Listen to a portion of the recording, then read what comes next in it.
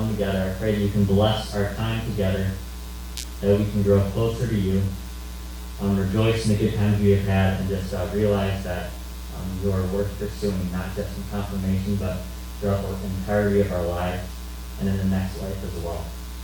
And to you be the glory, Father, through us. In your name, amen. All right, we're going to have Miss Marla come up, and she has a bunch of information for you guys. Yes. Mute your phone. Yeah. All right. We'll let the stragglers come in here, but it's so good to see you guys. I'm so happy that we're back after it's been really a year since we've all been together. Welcome, ladies. Grab a packet and sign in.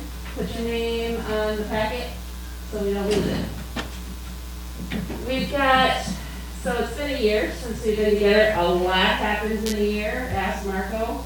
Because like you said, let's see, you got married, they got an apartment, and now they're moving on. So you just don't know how much a year can change things, and COVID has certainly changed things for us.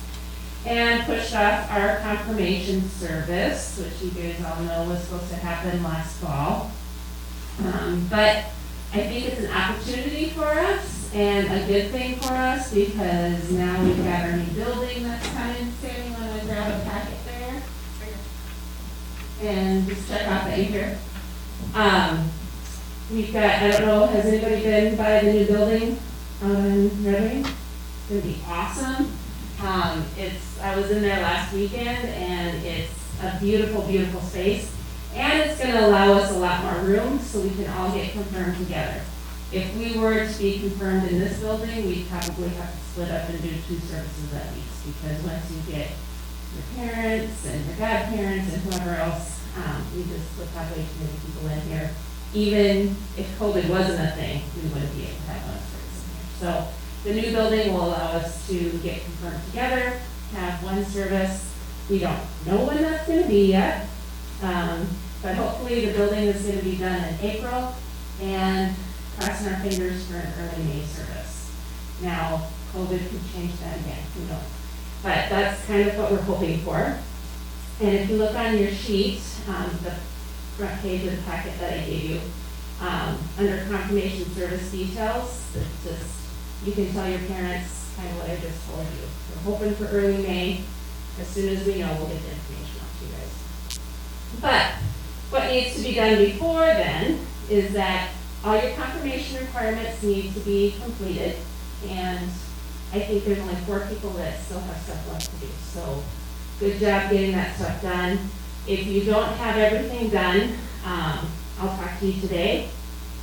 Some of you I've already sent an email to what needs to be done. So good job on that. We also need to select your Bible verse, something that's meaningful to you. Something that speaks to you, or something that you've learned through confirmation that you kind of always has had a special meaning.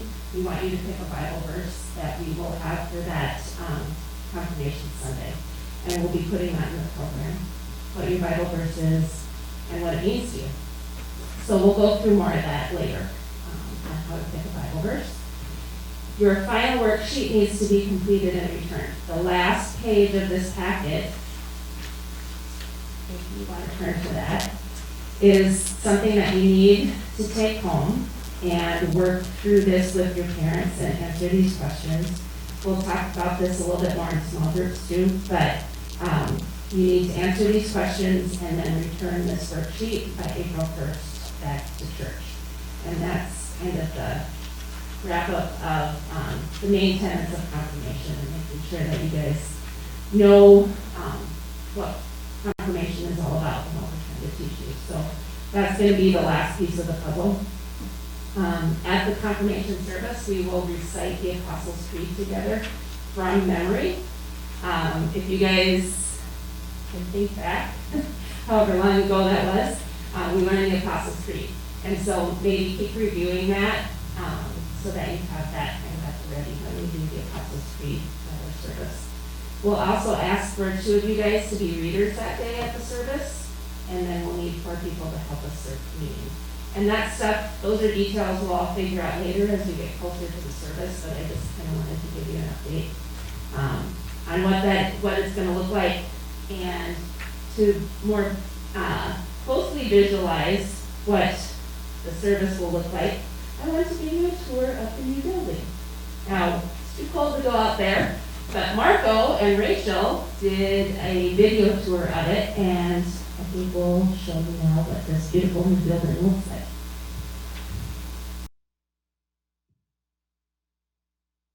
Hey, welcome to Faith Point Church.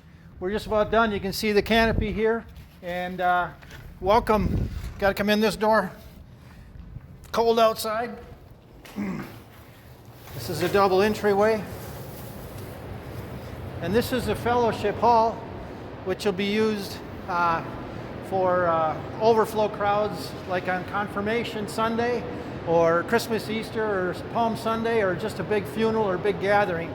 And also for gathering and fellowship and overflow to the sanctuary. And then down here we have our offices. Number of offices here off to the left. And as you can see, a lot of things are still in process. Another office here, this is a mechanical room. And this right here is a conference room. And if you go back around the corner, which you don't have to necessarily do, but there's a place where we got Wi-Fi central command station. Wi-Fi throughout the building will have hardwire ability, but also Wi-Fi station here, and then another main station back in the education area, so you should get good Wi-Fi everywhere in the building. Right here we have a handicap bathroom, and these are two more offices here, filled with a lot of stuff. And as we come this way, we come into the sacristy. We're prepared for communion and storage of altar guild stuff, and just another supply room for anything we might use in worship.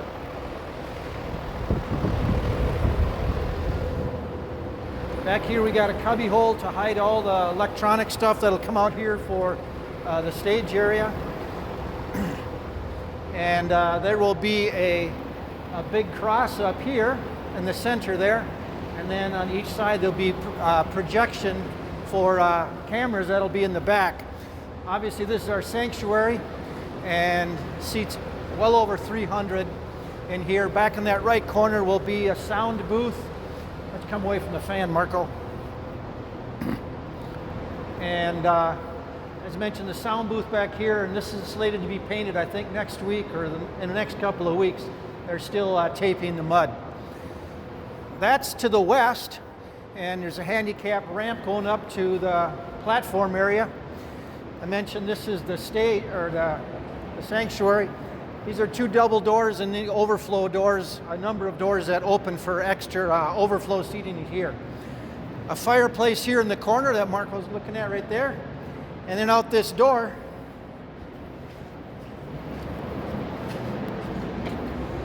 this will be where we have like carnivals and big family gatherings out here. We got some cement pavement and big electrical hookups for inflatables and all kinds of fun stuff here. Right here is the fireplace, and currently we're working on right now is the kitchen. Tiles going down in the kitchen. Good sized kitchen. All the appliances and stuff are not in yet. Next room is the storage room.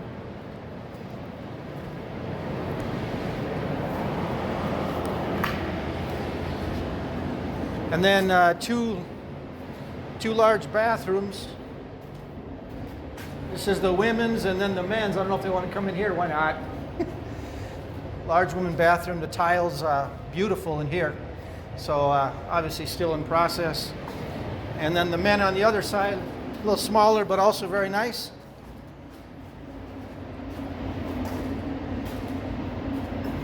These would be the main two bathrooms. Looks like the stools are about to be set here any day. And then we'll go down to the education wing.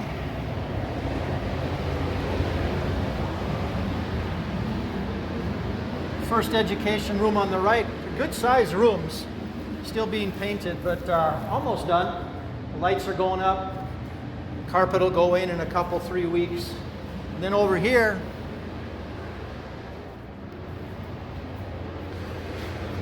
this is our large double education room. There's a divider wall here, so we can have this as one big room, or we can divide it off, and even divide it off, it's a good sized room. Cabinetry will go there on the other side with water, and then these cabinets here will be installed on this wall. And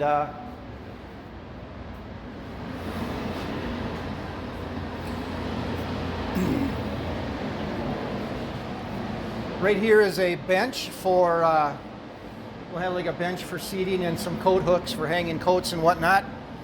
Right here is a janitorial room for cleaning. And another big double Sunday school room with a divider in the middle. And so you can use this as one big room or as a divider room.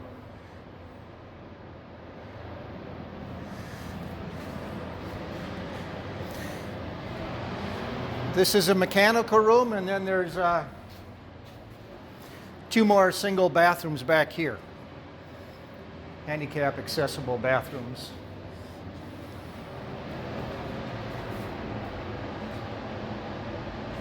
And that is our church, and we're so excited to share it with the community, with you guys. And we'll have to have it done for the confirmation service. So thanks for tuning in. This is a tool, and it's been for the glory of God. So, how many of you were here way back in our jam days and had to meet down in the furnace room or back in the concave and frozen because there's no heat down there? So this is a long way. We've come a long way.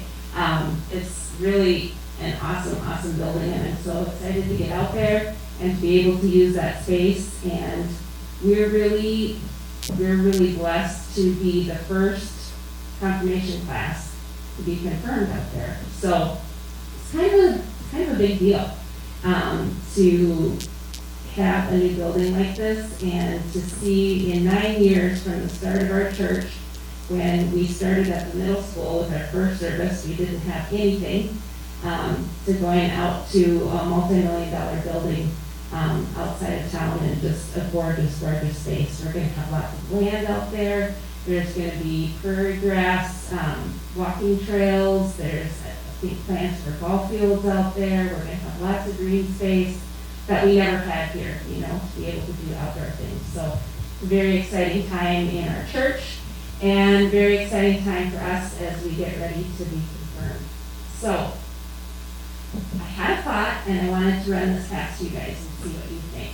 And want to get your ideas, so feel free to talk. I don't need to talk full time, but if you saw when Pastor Steve was in the sanctuary, up on the stage and kind of back behind her on the wall, there's a space for a cross. And I thought it might be cool if our class did a fundraiser to raise money for that cross, and that could be our gift as a class to the church, as the first class to get confirmed out there. I don't have all the details on that yet, or maybe there's something else we could raise money for, but I want you guys to think about that, because I'd love it if a couple of you would help me kind of form a team to put that together. It could be anything.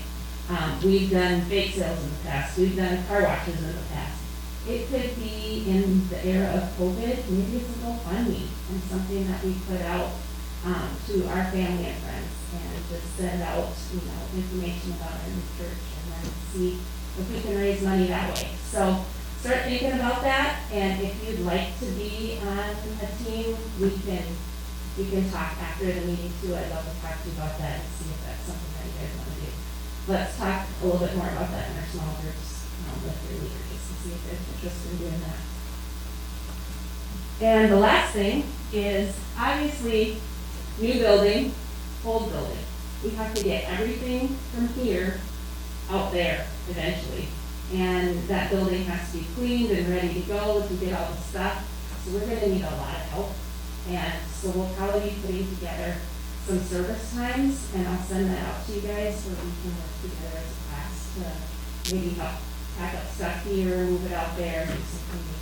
There's painting teams that are working right now, so everybody, I think some of you have already helped with that. I got to paint one of the offices, and I'm running a little bit short of time, but it was the coolest God moment when I was painting out there, because when we first started our church, I was on part of the team that helped name the church. And there was this song that just came out at that time. It's called That's What Faith Can Do. And that song just kept playing every time I would get in the car. And after our very first service, I got in my car to bring it around to load up some stuff. And that song started playing from the very first note when I got in the car. And it's just like, oh, God, you are just telling me that this is all built on faith. And we went out to paint the offices, and my husband said, we need some music. So I turned on the KTISF app on my phone. I'm not kidding, that song came on. And it was just like a God moment. It's like, okay, this is the next phase. So it was really cool. So if you want to paint, let me know, because we got more teams that are going to go out there and do that. All right, so that's kind of the housekeeping stuff I needed to go through. I'm going to turn it over to Marco to talk about confirmation stuff, and he's got some information about camp this summer too that he's going to talk to you about.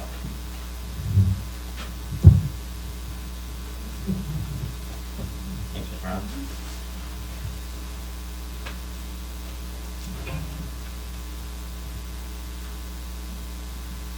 All right, so guys, I just had a few things I want to tell you before we get into everything else.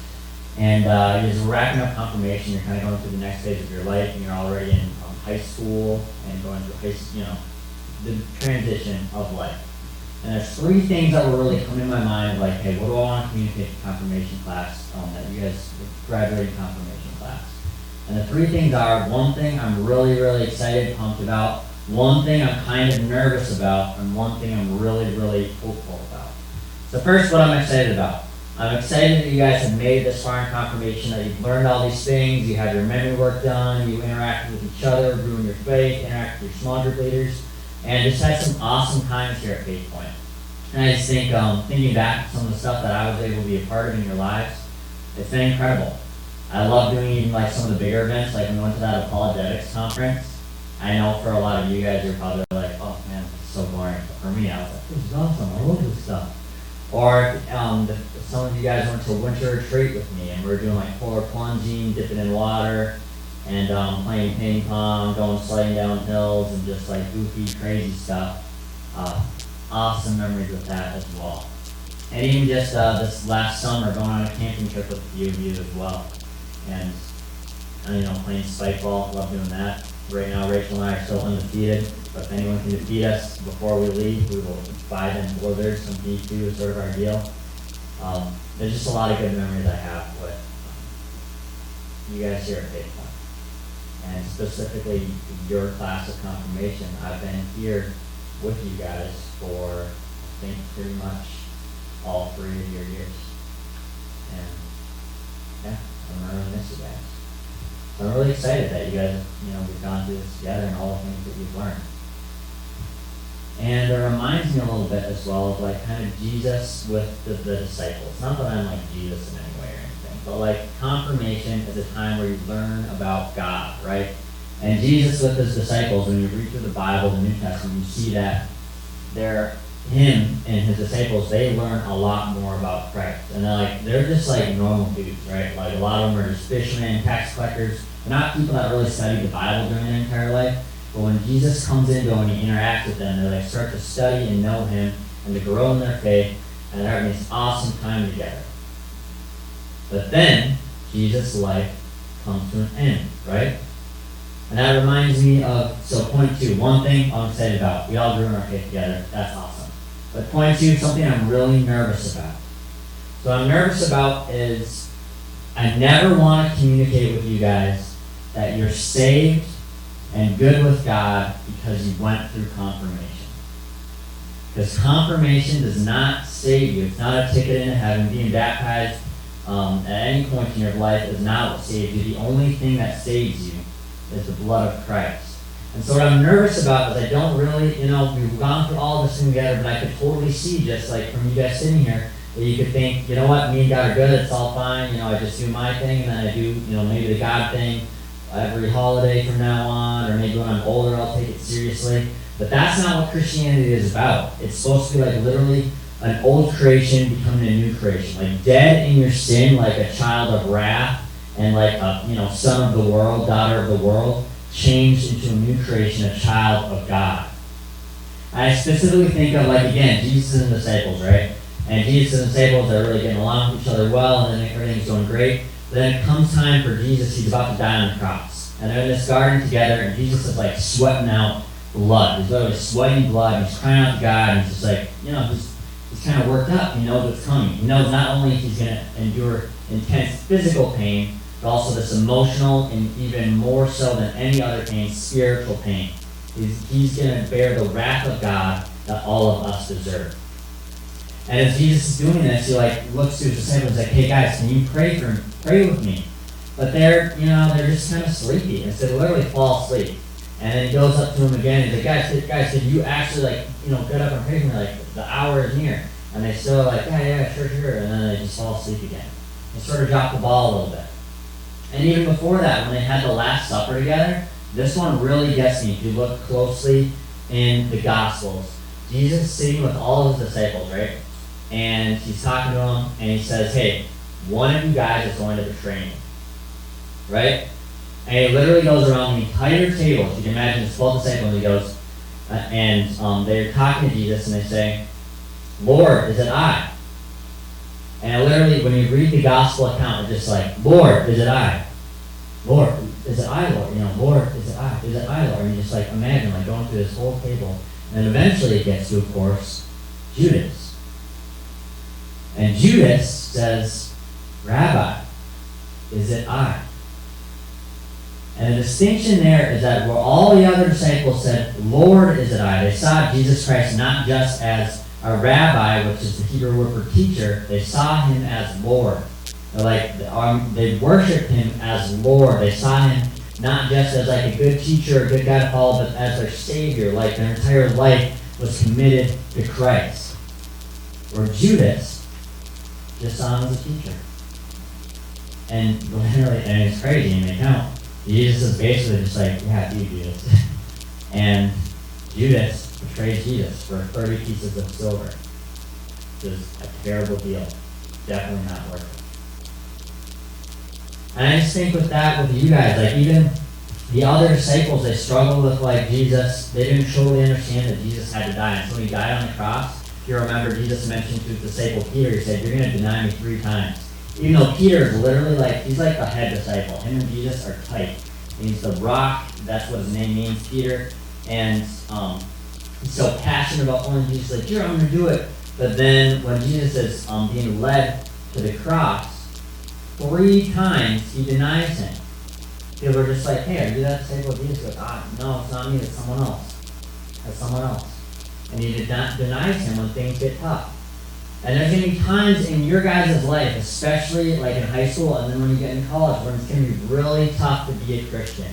And even just in the direction that our world is going, it's going to be really tough to be a Christian. And there's going to be times when you get invited to a party, or maybe you got a boyfriend, girlfriend, wants to get a little handsy, anything like that. Or it's going to be really tough to be no, I'm a follower of Christ. And instead you're just going to be I don't really know that guy. It's easier to just forget about him. And it's not worth it. See, the best thing about Scripture, the best thing about Jesus, we learn about all the blessings he gives us, but the best thing is just our relationship with him. That is the best thing that we could possibly have on this earth.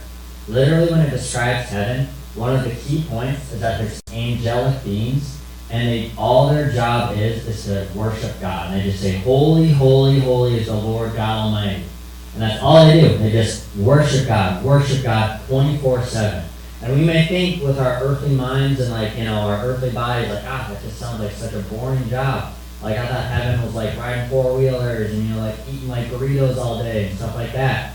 But the best thing about heaven is, again, it's not all the other stuff there. It's not the golden streets, the mansion you live in, all that. The best thing is God. He brings the absolute peace, absolute joy, the absolute light. And it actually says in the new heaven and the earth, there will be no more sun, for God himself will be the light. Like the light emanates out of him. And so, again, one thing I'm excited about, we went through confirmation together. It was awesome. One thing I'm nervous about, I don't want you guys to think that because we went through confirmation that you and God are absolutely tight. Because you're not. It's only the blood of Christ that saves. It's not anything that we do. Point number 3, though, something I'm really hopeful about. We're all going to go through times of hardship, suffering. Could be physical suffering, could be emotional, mental suffering, or even just like spiritually, like unsure what to do. But the God that we serve is incredibly, absolutely gracious towards us. That same Peter who denied Jesus 3 times, eventually, as you guys know, Jesus didn't just die on the cross, he actually rose again from the grave. And then when he interacts again with his disciples, he goes to Peter, and he, Peter is just like, he's this guy who just bears all this shame. He feels this guilt and this intense burden on himself because he feels like he's failed, right? Like he was supposed to be the disciple that pursued God the most, and here he was, he just gave him up right away. But when Jesus comes to him, he says, Simon, son of John, do you love me more than these? Just like more than all this other stuff. And take note of this. What does he call him? He calls him Simon. And Simon is his old name. See, when he came to know Jesus, Jesus renamed him as Peter, signifying like the death of his old self and the life of his new self. He was no longer Simon, he was now Peter. But here, Jesus calls him Simon. And he says, do you love me more than these? And you can just imagine Peter, he's like really timid. He's like, yes, Lord. He said, you know I love you. But then Jesus replies, feed my lambs. Then he asks him again, immediately after, Simon, son of John, do you love me? And Peter again responds, yes, Lord, you know that I love you. And Jesus responds again, then take care of my sheep. And then a third time, Jesus said to him, Simon, son of John, do you love me? And it says in the passage, Peter was hurt because Jesus asked him this third time, do you love me? And he said, Lord, you know all things, and you know that I love you. And then Jesus says, feed my sheep. Very truly I tell you, when you were younger, you dressed yourself and went where you wanted, but when you are old, you will stretch out your hands, and someone else will dress you and lead you where you do not want to go. Which you guys are like, what are you talking about, Marco? And this is literally, it says right after that, he's signifying the way in which Peter is going to die. And so you can think of like the 3 times that Peter denied Jesus. Here 3 times Jesus is asking him, do you love me more than everything else? And Jesus, Peter's like, yes, I do. Yes, I do.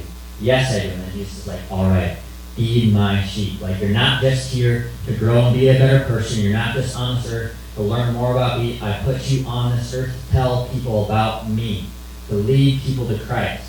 And in Peter, he grows and he says, like, Peter, you are this rock on whom I will build my church. And the gates of hell will not overcome it. Armies of hell will not overcome it. And this passage he said, it's like you're going to have your arms stretched out and you're going to go where you're not going to want to go. Is literally the way that Peter is going to die. Because in church history, Peter died actually crucified like Jesus, but upside down. So the cost of following Jesus is it costs a lot. It could very much cost your life like it did Peter, or almost all the other disciples died like crazy gruesome deaths, or almost died like trying to being boiled alive, or even just like the Apostle Paul was like they tried to stone him to death a few times. He was like shipwrecked a few times. It's just like it's bonkers. The cost of following Jesus is high, but it's totally worth it. And so what I'm hopeful for you guys is that when you sin, and when there's times when you're like led away from God and not really feeling like driving with Him anymore, if you repent and believe and go back to Him, He will absolutely forgive you and be gracious to you. And you'll have that inner peace that can only come from above. And it's like, it's noted in scripture, it's like a weird inner peace, inner joy, where even when everything is going terrible around you, you are just lighting and worshiping and rejoicing in God. Over quarantine, I've been reading all these books of like missionaries or martyrs. A martyr, someone who's died for Christianity. And it's incredible. It's like, I read about these people who lived during the Holocaust. And they're like dying every day, or having like their parents or sisters or whatever dying, and just like laying in bed, getting eaten up by bugs and stuff, and just have this joy in the Lord. It's weird. Or people like stuck out in jungles and stuff, and again, just like suffering this tremendous amount. They have this joy in the Lord. It's incredible. So, reemphasize, I'm excited that we went through confirmation together. We have some awesome memories. I'm nervous because I don't want you guys to ever think you're good with God based on something you did at church.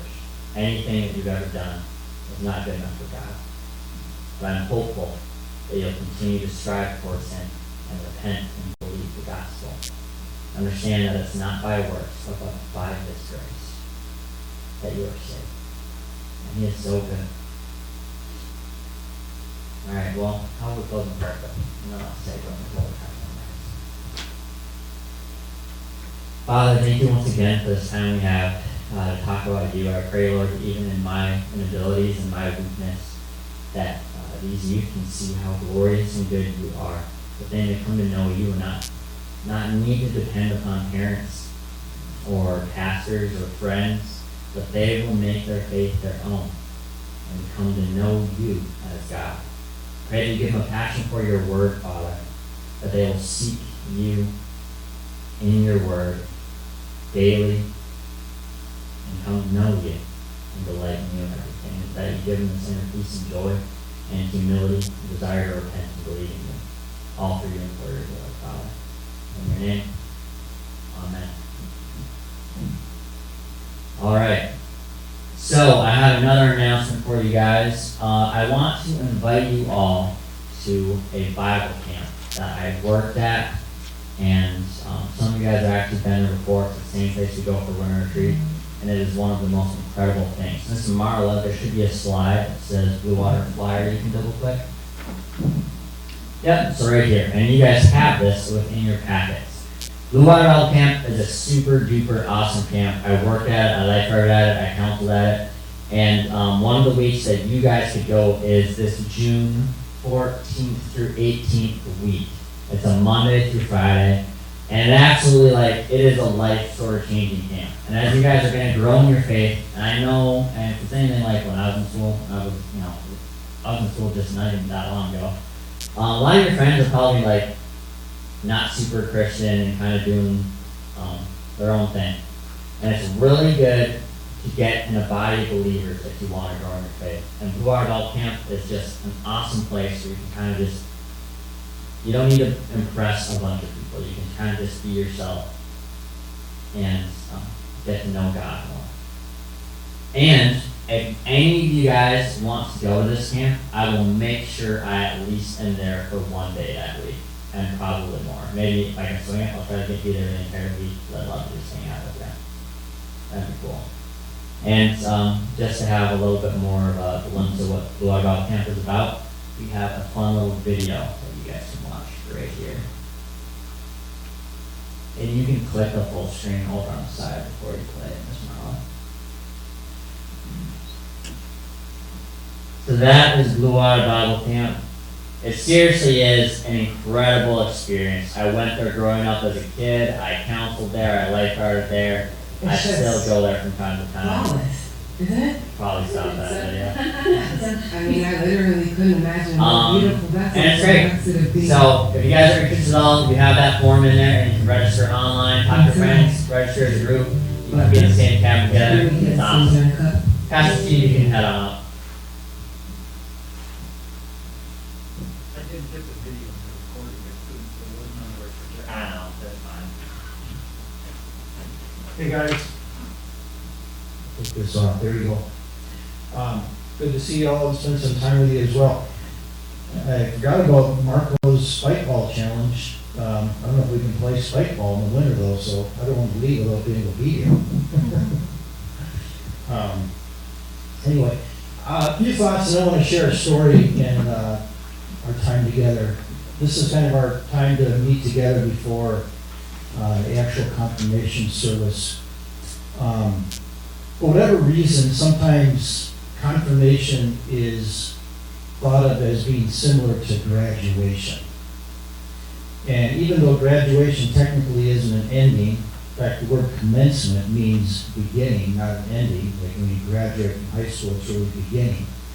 Even much more so in confirmation is not an ending, but is a beginning, or is, I like to think of it as like receiving the baton of faith that started when you were baptized as a child, when God claimed you as his child, and your parents following through to raise you in the church, to teach you the Ten Commandments, the Lord's Prayer, the Apostles' Creed, to place in your hands the Holy Scriptures, and to bring you to the services of God's house, and to teach the faith in the home, that when you are confirmed, that is something you own as yourself. That you are saying yes to God, yes, I believe, and we summarize that in the words of the Apostles' Creed. We summarize that in a number of other things. But the whole program of confirmation is meant to give you a basis, a foundation for faith. And yes, you can walk away from that. It can be something that didn't mean anything, but it also can be something that is very meaningful in the foundation for one's faith. So I hope that it's something that is that meaningful for you, and that is something that will go with you the rest of your life. And so just a couple of thoughts on that, as far as maybe what the crux of confirmation, or what the crux, or more importantly, what the basis of our faith is.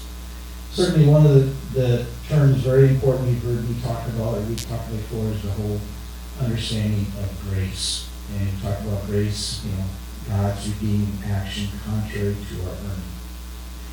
And grace is the whole idea that it does not depend on us. Now, Mark was talking about being a follower of God. We do make a distinction between being a follower of God and being saved by grace. If we're talking about being saved by grace, it is totally a gift. There's nothing that we can do to earn it. Hopefully, when we are saved, and if it's something that is true in our heart, we will also want to be a follower. We'll be placing ourselves where we'll hear the word and worship. We'll read the word on our own in our devotional time. And we will want to follow a guy named Jesus, who is the Son of God. We believe, we confess that in, for example, the Apostles' Creed. And of course, we fail at that, but we come back again for asking for forgiveness and repenting of our sin and trying to follow again. But grace, if I might sum it this way, we don't want to trust our hold on God. I'm hanging on real tight, like I'm hanging onto the rope. But we do trust God's hold on us. And when you think of it that way, it depends on not what we do, but what God does, especially when you're talking about your salvation. Because if it depends what I do, if it depends what you do, or anybody does, then we're going to fail. And it's not going to work. And so when we talk about having faith in God, it's not our faith. It's not conjuring up enough faith and having a strong faith. It's rather what we put our faith and trust in. If the goal of life was to have someone carry you for 200 yards, and you had the option of two different people, and you had this feebly, weak-looking guy who was maybe 90 pounds, or you had this 300-pound linebacker for the NFL, you might think, which of those two people might you put your faith and trust in? You could have a lot of faith in this 90-pound weakling. But if you had just a little faith in the 300-pound linebacker, and that's when we talk about faith. It matters what we put our faith and trust in. And so it is the object of our faith we put our faith and trust in. We put our faith and trust in Christ. We put our faith and trust in Jesus because he's one who died on the cross. Not in a good luck charm, not in a, Ouija board, or not in anything else, horoscope, not in what someone else says, but in God, who sent his son Jesus to die on the cross for us. And that's why we put our faith and trust in him. And it's not the amount of faith that we conjure up. It is important that we have faith, but it's the object of our faith, what we put our faith and trust in. And that's the crux of faith, and that's the crux of understanding of grace. There's an old story, I don't know if you guys know this, Dennis the Menace, a cartoon. Dennis the Menace and his friend Joey are walking out of Mrs. Wilson's house and got this giant tray of chocolate chip cookies, their favorite. And Joey looks at Dennis and says, man, I wonder what we did to deserve this. And Dennis looks back at Joey and said, Joey, we didn't get these cookies because we're good. We got it because Mrs. Wilson is good and she's nice. And that is the picture of grace. We do not get God's grace because we're good, because we deserve it, we have merit, because we behave, or because we obey. We are recipients of God's grace because God is good. And it's important for us to make a response to that and receive it into our lives. And we will falter at times. But God is there. And don't ever forget that. You will have times in your life, more than likely, when we will falter and we will make mistakes. But you can come back to God. And confirmation isn't so much about finding all the answers and learning all kinds of theology, but it's knowing where to get water from the well. You get it from the Word, you get it from times of worship, you get it from fellowship with other believers, and you get it from reading the Bible, the Word. So, a couple things to keep in mind as we have some last time together, and I want to share with you a story, really one of my favorite stories. And we can talk about this in our small groups. It's called Small Wooden People by Max Lucado. The Wemmicks were small wooden people. Each of the wooden people was carved by a woodworker named Eli. His workshop sat on a hill overlooking their village, and every Wemmick was different. Some had big noses, others had large eyes, some were tall, others were short. Some wore hats, others wore coats, but all were made by the same carver and all lived in the same village. All day and every day, the Wemmicks did the same thing. They gave each other stickers. Each Wemmick had a box of golden star stickers and a box of gray dot stickers. Up and down the streets all over the city, people could be seen sticking stars or dots on one another. The pretty ones, those with smooth wood and fine paint, always got stars. But if the wood was rough or the paint chipped, the Wemmicks gave dots. The talented ones got stars too. Some could lift big sticks high above their heads or jump over tall boxes. Still others knew big words or could sing very pretty songs. Everyone gave them stars. Some Wemmicks had stars all over them. Every time they got a star, it made them feel so good that they did something else and got another star. Others, though, did little, and they got dots. Punchinello was one of these. He tried to jump high like the others, but he always fell. And when he fell, the others would gather around and give him dots. Sometimes when he fell, it would scar his wood, so the people would give him more dots. He would try to explain why he fell and say something silly, and the other Wemmicks would give him more dots. After a while, he had so many dots that he didn't want to go outside. He was afraid he would do something dumb, such as forget his hat or step in the water, and then people would give him another dot. In fact, he had so many gray dots that some people would come up and give him a dot for no reason at all. He deserved lots of dots, the wooden people would all agree with one another. He's not a good wooden person. After a while, Punchinello believed them. I'm not a good Wemmick, he said. The few times he went outside, he hung around other Wemmicks who also had a lot of dots. He felt better around them. One day he met a Wemmick who was unlike any he'd ever met.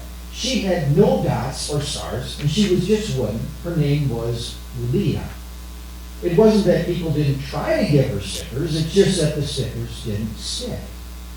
Some admired Lulila for having no dots, so they would run up and give her a star, but it would fall off. Some would look down on her for having no stars, so they would give her a dot, but it wouldn't stay on either. That's the way I want to be, thought Punchinello. I don't want anyone's marks. So he asked the stickerless woman how she did it. It's easy, Lulila replied. Every day I go to see Eli. Eli? Yes, Eli the wood carver. I sit in the workshop with him. Why? Why don't you find out for yourself? Go up the hill, he's there. And with that, the women with no marks turned and skipped away. But he won't want to see me, Punchinello cried out. Lulila didn't hear. So Punchinello went home. He sat near a window and watched the wooden people as they scurried around giving each other stars and dots. It's not right, he muttered to himself, and resolved to go see Eli. He walked up the narrow path to the top of the hill and stepped into the big shop. His wooden eyes widened at the size of everything. The stool was as tall as he was. He had to stretch on his tiptoes to see the top of the workbench. The hammer was as long as his arm. Punchinello swallowed hard. I'm not staying here, and he turned to leave. Then he heard his name. Punchinello. The voice was deep and strong. Punchinello stopped. Punchinello, how good to see you. Come on over and let me have a look at you. Punchinello turned slowly and looked at the large, bearded craftsman. You know my name? The little woman asked. Of course I do. I made you. Eli stooped down and picked him up and set him on the bench. He spoke thoughtfully as he inspected the gray circles. Looks like you've been given some bad marks. I didn't mean to, Eli. I really tried hard. Oh, you don't have to defend yourself to me. I don't care what the other Wemmicks think. You don't? No, and you shouldn't either. Who are they to get stars or dots? They're Wemmicks just like you. What they think doesn't matter, Punchinello. All that matters is what I think. And I think you are pretty special. Punchinello laughed. Me? Special? Why, I can't walk fast. I can't jump high. My paint is peeling. Why do I matter to you? Eli looked at Punchinello, put his hands on those small wooden shoulders, and spoke very slowly. Because you're mine. That's why you matter to me. Punchinello had never had anyone look at him like this, much less his maker. He didn't know what to say. Every day I've been hoping you'd come, Eli explained. I came because I met someone who had no marks. I know, she told me about you. Why don't the stickers say on her? Because she has decided that what I think is more important than what they think. The stickers only stick if you let them. What? The stickers only stick if they matter to you. The more you trust my love, the less you care about the stickers. I'm not sure I understand. You will, but it will take time. You've got a lot of marks. For now, just come to see me every day and let me remind you how much I care. Eli lifted Punchinello off the bench and set him on the ground. Remember, Eli said as the women walked out the door, you are special because I made you, and I don't make mistakes. Punchinello didn't stop, but in his heart he thought, I think he really means it. And when he did, one dot fell to the ground.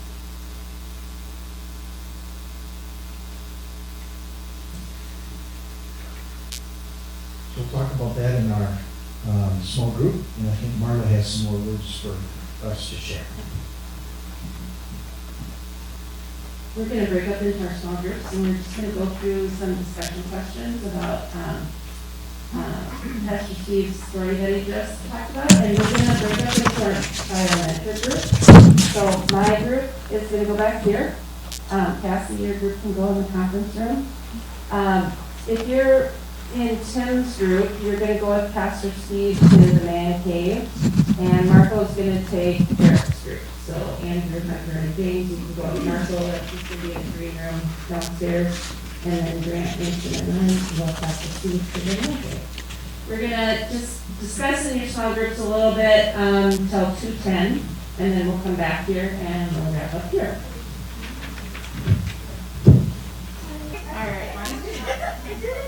I'm on the computer again. Yeah, I'm on the video. Okay, have a seat, and we'll wrap up. No, it's okay, you can keep going. Is everybody up here? Okay. All right, so a big part of confirmation is memory work, right? So I want you guys to open to the memory work page in your packet. I think it's the third page. Those confirmation memory work highlights. And just flip over to the back of that page. And that shows you everything that you guys memorized over the 3 years of confirmation. So I tallied it up, it's 26 Bible verses, the Apostles' Creed, the 10 Commandments, and the Lord's Prayer. And we broke all those things down. So you guys learned a ton. But why do you think we have memory work as a part of confirmation? And I really want you guys to talk, so I will incentivize with treats. So why do you guys think we have memory work as part of confirmation? There's a fruit snack if you answer. Almost like homework, like a way to keep learning. Keep learning? Yep. I'll give you that. You can't toss these, they're too late. Anyone else have an idea of why we have memory work as part of confirmation? It gives us ideas for like our Bible verse for confirmation. Yep. Good one. Charlie? Anyone else? I might have a hint up top. Hunter? If we keep trying to memorize it, we can really think about the verse and what it has in it. Yes. Good. And that leads to exactly what one of our Bible verses is. I have hidden your word in my heart that I might not sin against you. So when this was one of our Bible verses, you guys remember this? Remember learning this one? When it says hide it in our hearts, what does hide it mean? You think it means to keep to ourselves? Okay? Like keep it in your heart and use it at like a time when you need it. Yes. Keep it in your heart, not to hide it and not use it, but to store it there so we can use it when we need it. Next one, Marco. Marco over there. Do you guys remember this one? Psalms 119. Your word is a lamp unto my feet and a light unto my path. So what does this one mean? Anyone? Grace. God's word like God, Yes. Does anyone, well, you guys don't, you guys are starting to drive, but if you have to go somewhere that you don't know how to get to, does anyone not use an app anymore to find a way? We always are like looking it up on the map, right? Because it shows us, tells us how to get there. God's word gives us direction. It shows the way. So we need to be in the word to find his direction for our lives. Next one, Marco. This is my confirmation verse that I had when I was in 10th grade. And I come back to this verse all the time. Has anyone been anxious or worried about anything during COVID? Anyone? If you haven't, I would like to talk to you afterwards because I want to know your secret. Maybe it's this verse. So if you have been, and it doesn't have to be just during COVID, but there's so many times we get worried about things or anxious, come back to this verse. I have to come back to this verse all the time. And what I tell myself is, okay, I'm anxious or I'm worried, but am I praying about it? If you spend more time worrying about something than praying about it, you're gonna not be in a good place. If we come to God with our worries and anxieties, He has promised that He will keep our hearts and our minds in His wisdom and strength and power. And this verse, just kind of, I lean into this verse a lot. This was one of our verses, and I hope that you guys will keep this hidden in your heart. You'll use it all throughout your life. Next one, Marco. I just love the visual of this. I can do all things through Christ who strengthens me. And this is one that I fall back on a lot, too. So this is a good one. And the last one is Jeremiah 29:11. Marco, you want to advance it? For I know the plans I have for you, declares the Lord, plans to give you hope and a future. And this is something too, we can feel like we're spinning our wheels sometimes. We might not know, feel like we have a direction in our lives, but He has a plan for us. And sometimes things don't go our way, and sometimes storms come. And one thing I heard last week is sometimes the storms are there to clear your path. So it might be that we go through something because He's trying to direct us in a certain way. So He has a plan for us, and we need to continue to seek His will and pray that His plan will be clear. So during COVID, have you guys lost touch with anybody? Has there been people in your lives that you maybe haven't seen? Anyone? Yeah, some of our friends might be total distance learning and we haven't seen them. Why is that? Why have we lost touch? James? Yep. So maybe we haven't seen them, maybe we haven't talked to them. So when communication is cut off with people, what happens to our relationships? Hard to have a relationship with someone when you're not communicating with them, right? And potentially that relationship can suffer and die. So think about that with your relationship with God. Are you actively communicating with Him? How can we actively communicate with God? Here's some ideas. Hunter? Prayer? Anyone else?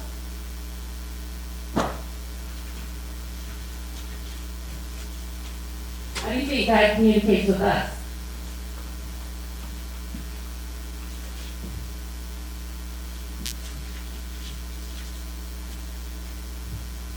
Where are we getting our messages from God? Right? The Bible, yes. How else can God talk to us?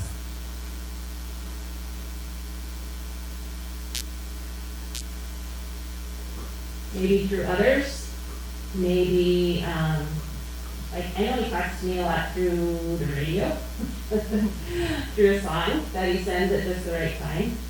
So in order to have a relationship, we need to communicate. And we need to be in prayer, we need to be reading His Word, and